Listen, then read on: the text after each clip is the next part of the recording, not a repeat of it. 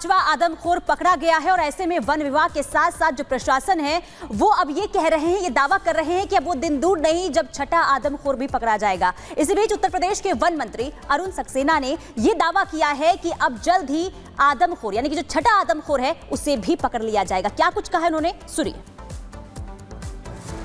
6 भेड़ियों की फोटोग्राफ्स आ रहे थे कि 6 भेड़िए हैं, उनमें से 4 हम पहले ही पकड़ चुके थे और 2 भेड़ियों को पकड़ने के लिए हमारा विभाग पूरी तरह और वहाँ के सभी विभागों के सहयोग से हम इस भेड़िए को पकड़ने का प्रयास कर रहे थे और हमें खुशी है आज वो भेड़िया भी पकड़ गया और वो भी जीवित पकड़ा गया। और साथ ही साथ मैं ये भी बताना चाहूँगा, हम लोगों को एजुकेट कर रहे हैं, उन्हें बता रहे हैं कि कहीं भी कोई भी जंगली जानवर तुम पे बचाव के लिए क्या करना चाहिए। अभी एक रह गया है, उसको भी हम पकड़ने का प्रयास पूरा कर रहे हैं।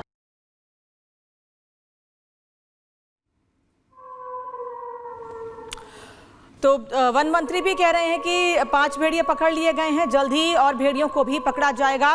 वहीं रेणु सिंह से भी अब बातचीत की गई है, वो भी यही दावा कर रही हैं। और इस बीच दावा एक और सामने आया है कि अब पैरों के निशान के आधार पर जल्द ही छठे भेड़िए को पकड़ लिया जाएगा। लेकिन इन दावों के बीच ये कामयाबी कब मिलेगी, ये सबसे बड़ा सवाल है।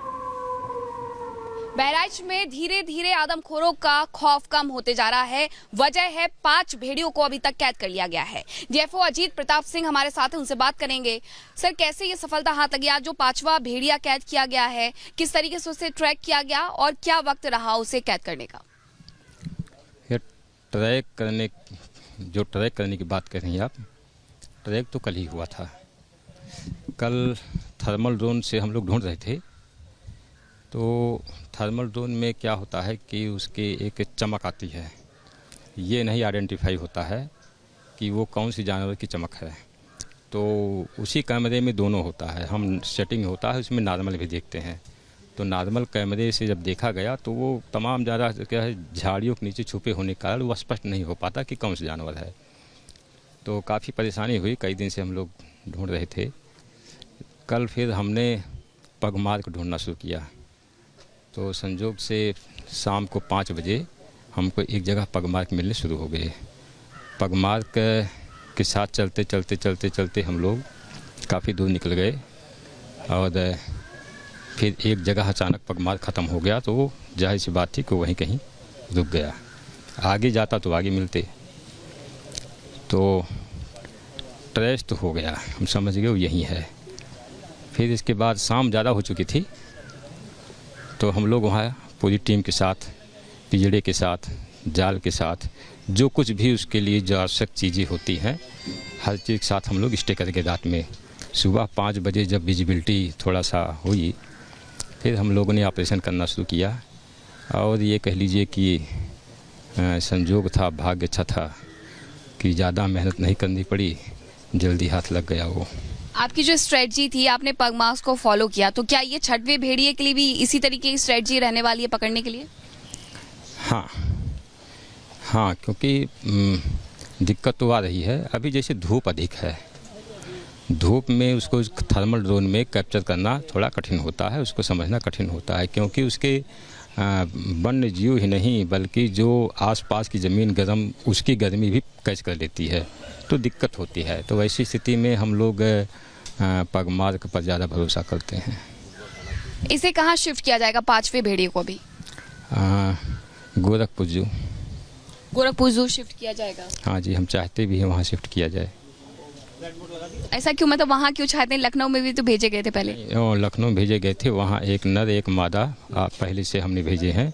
अब वहाँ पर एक नर पहले से है, अब ये मादा है, तो इससे वो भी जाएगा, तो हो सकता है कुछ संरक्षण की दिशा में भी सार्थक प्रयास हो सके। बिल्कुल, क्योंकि ये लुप्तप्राय प्रजाति हैं और ऐसे में इन्हें संरक्षित करना भी उतना ही ज़रूरी है। तो इस दिशा में किस तरीके से कदम उठाए जा रहे हैं अगर ऐसा होता है गोरखपुर भेजना है तो? जी हाँ, इसीलिए जो है दोनों नर मादा दोनों साथ में रहेंगे, तो निश्चित रूप से ये संरक्षण की दिशा में ही सार्थक प्रयास है। बहुत धन्यवाद हमसे बातचीत करने के लिए। तो डीएफओ अजीत प्रताप सिंह को आपने सुना, जिनका कहना है कि इन्हें संरक्षित भी किया जा रहा है और छठे भेड़िए को भी इसी तरीके से कैद किया जाएगा। वीडियो जर्नलिस्ट मुकेश के साथ मैं मीनाक्षी, रजा रिपब्लिक भारत, बहराइच।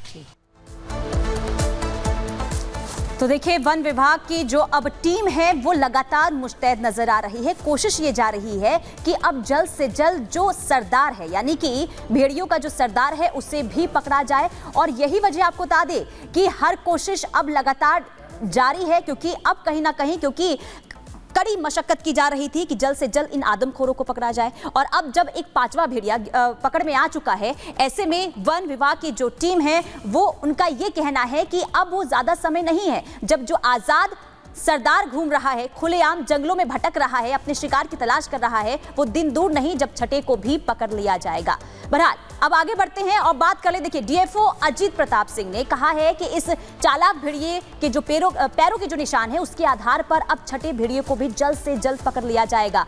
और तस्वीरें भी आपको दिखाएंगे, क्योंकि देखिए लगातार तस्वीरें सामने आ रही है। जिस तरीके से सफलता हाथ लगी है वन विभाग के हाथ में, एक बड़ी सफलता इसलिए भी मानी जा रही है क्योंकि दहशत में लोग थे। बहराइच के लोग बीते 2 महीने से दहशत में जीने को मजबूर थे, घरों में कैद होने को मजबूर थे, कर्फ्यू जैसे हालात बहराइच में बन गए थे। लेकिन ये 5वां भेड़िया जिसे पकड़ लिया गया है, ये तस्वीर आपको दिखा रहे हैं, ये उस वक्त की तस्वीर है जब 5वें आदमखोर को आज सुबह सुबह पकड़ लिया गया था। ग्रामीणों की मदद से वन विभाग के जो कर्मी हैं उन्होंने ये सफलता हासिल की और 5वें भेड़िए को पकड़ने के बाद अब इसे आगे भेजने, यानी कि अब आगे जो है इसे कहां भेजा जाएगा ये देखना होगा। लेकिन आपको ये बता दें कि अब लगातार ये दावा हो रहा है कि वो दिन दूर नहीं जब छठे आदमखोर को पकड़ा जाएगा।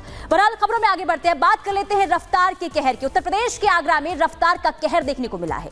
तेज रफ्तार रेस्टोरेंट गेट से टकरा जाती है कार और इसके बाद आपको बता दें कि हालात इस कदर बेकाबू वहां पर हो जाते हैं। देखिए, तस्वीर सामने आ चुकी है, तस्वीर आपको दिखा रहे हैं, ये एक रेस्टोरेंट की तस्वीर है। देर रात ये जो बेकाबू कार है ये एक रेस्टोरेंट के दरवाजे से जाकर टकरा जाती है और इसके बाद जो शीशे के दरवाजे होते हैं वो पूरी तरीके से टूट जाते हैं। देखिए, सीढ़ियों पर ये जो कार है वो चढ़ी हुई नजर आ रही है। हालांकि गनीमत ये रही कि जो कार चालक है वो बाल बच गया है, क्योंकि एयरबैग जो है वो खुला, जिसके बाद जो कार चालक है उसकी जान बच जाती है। ये तस्वीर सामने आई है आगरा से। आगरा में रफ्तार का ये कहर इस कदर देखने को मिला कि देर रात एक कार बेकाबू हो जाती है, उसके बाद सीढ़ियों चढ़ते हुए रेस्टोरेंट के अंदर घुस जाती है। देखिए, तस्वीर आपको दिखा रहे हैं, तस्वीरों को देखकर आप खुद समझ सकते हैं कि उस समय क्या स्थिति और क्या हालात बने होंगे। हालांकि अच्छी खबर यह है कि कार चालक जो है वो बाल बच गया है।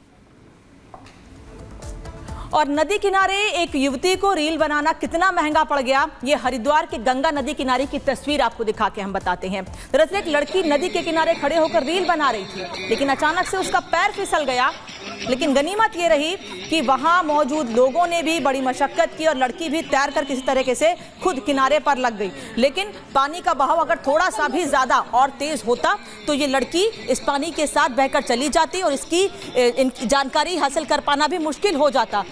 और इसके पहले भी ऐसे वीडियो सामने आए हैं जब लोग रील बनाने के चक्कर में नदी के किनारे खड़े रहे हैं या पहाड़ के बिल्कुल किनारे उन्होंने खड़े होकर फोटो या सेल्फी खींचने की कोशिश की है और उस दौरान यह हादसा हुआ है। आप देख रहे हैं आसपास मौजूद लोगों ने इस लड़की के नदी में गिरते के साथ ही इसे पकड़ने की कोशिश की, लेकिन फ्लो थोड़ा ज़्यादा था, लड़की आगे तक बह के चली गई। लेकिन हाँ, गनीमत ये थी कि पानी उतना गहरा नहीं था जिस जगह पर लड़की गिरी, इस वजह